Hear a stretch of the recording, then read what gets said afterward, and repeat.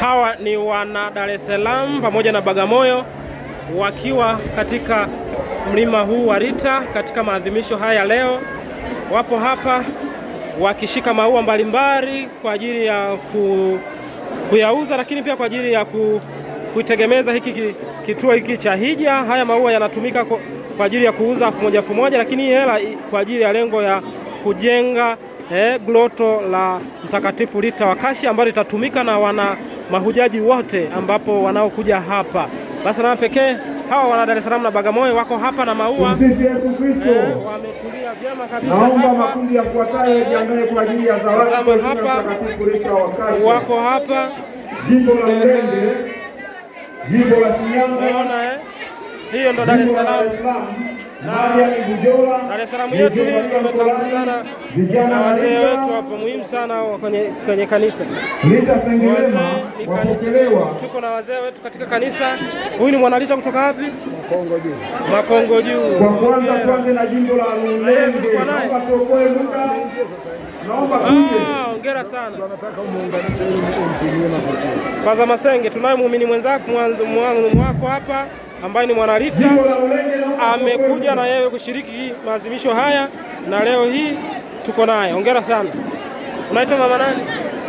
Naitwa Dr. Sai. Hongera sana Dr. Sai kwa kushiriki tukio hili. Leticia Swai. Sai. Haya, hongera sana.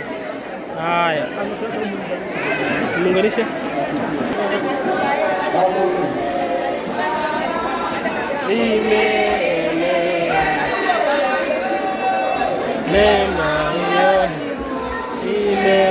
Baba, karibu pokee zawadi kutoka Ulenge.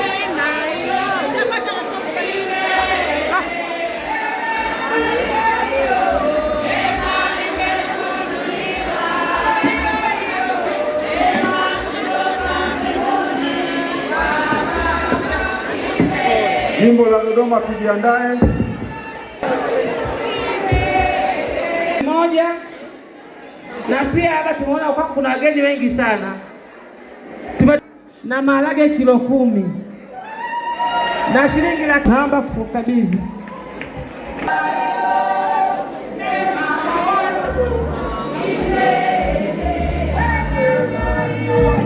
Jimbo la Dodoma karibu. Wakati huo Mariani Bujola tujiandae. Mariani Bujola tusogee. Wakati huo Mariani Mkolani naye tusogee pia.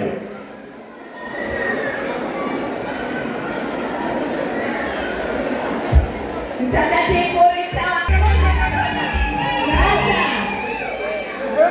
zawadi yetu hii baba, sisi tulipokuwa kwenye hija tumetembelea maeneo mbalimbali.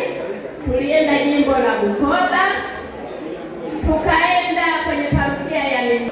Sasa Yohani Maria Mzee ni mtakatifu wa Kitanzania na